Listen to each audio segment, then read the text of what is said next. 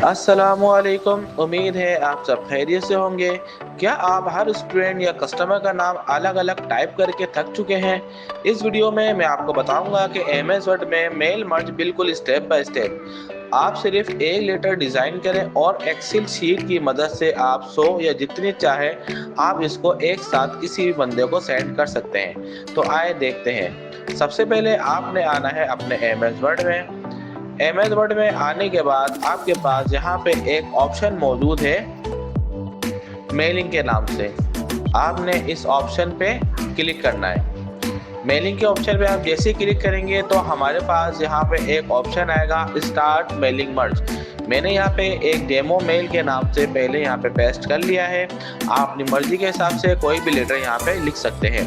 Mailing मर्ज करने के बाद आप अपनी मर्जी के हिसाब से लेटर, ईमेल, एम्प्लॉय या इसके अलावा लेबल वगैरह जो भी आप देना चाहें यहाँ पे दे सकते हैं। इसके अलावा मैंने एक एक्सेल शीट बनाई है। उस एक्सेल शीट के अंदर नाम, एड्रेस और इसके अलावा पिन कोड रखा है। आप भी अपनी मर्जी के हिसाब से जितने मर्जी चाहे आप इसकी एक्सेल शीट के अंदर अपना डेटा एक साथ रख सकते हैं। इसके बाद आपने करना क्या है, आपने सिलेक्ट रेसिपिट्स पे क्लिक करना है। अगर आपको न्यू कॉन्टैक्ट लिस्ट देनी है आप वहाँ से वो दे सकते हैं, अदरवाइज मैं यहाँ पे एग्जिस्टिंग लिस्ट का इस्तेमाल करूँगा। तो ये मैंने एक्सेल शीट पहले से बनाई हुई है, मैंने यहाँ पे डायरेक्ट आके इसको ओपन करके ओके कर देना है। इसके बाद ये लिस्ट मेरे पास इसके अंदर ऐड हो गई है। अगर मैं इसको देखना चाहूँ तो एडिट पे क्लिक करूँगा तो मेरे पास यहाँ पे जितने भी नाम है वो सारे मुझे यहाँ पे नज़र आ जाएंगे। इसी तरह मैं यहाँ पे इसको ओके कर दूंगा। ओके करने के बाद मैं जाऊँगा अपने पास इसके टू के ऑप्शन में। आपको याद है जब भी आप किसी जीमेल वगैरह के जरिए किसी को मेल करते हैं तो हम टू के अंदर ये बताते हैं कि आपको किसको सेंड करना है। तो मर्ज फील्ड में जाके इसका नाम, एड्रेस, पिन कोड और इसके अलावा आपने जो भी चीज़ें ऐड की होगी यहाँ पे आप देख सकते हैं। एक्सेल शीट में किस तरह बनाना है मैं आपको नेक्स्ट वीडियो के अंदर बताऊंगा।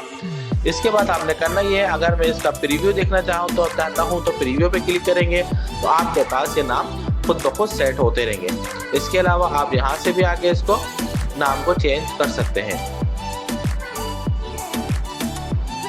ये तमाम प्रोसेस करने के बाद आपने इसके फिनिश एंड मर्ज पे आना है। फिनिश एंड मर्ज पे आने के बाद आपके पास यहाँ पे एक ऑप्शन आएगा सेंड मेल मैसेज। तो आप यहाँ पे कोई भी नाम, जैसे हम नाम लिखेंगे तो जितने भी नाम एक्सेल शीट के अंदर शामिल हैं वो तमाम लोगों तक पहुँच जाएगा। आप इसकी सब्जेक्ट लाइन जो ऐड करना चाहे ऐड कर सकते हैं। इस तरह हम सिर्फ मेल मर्ज की मदद से जितने चाहे मर्जी लोगों को आसानी से मेल सेंड कर सकते हैं।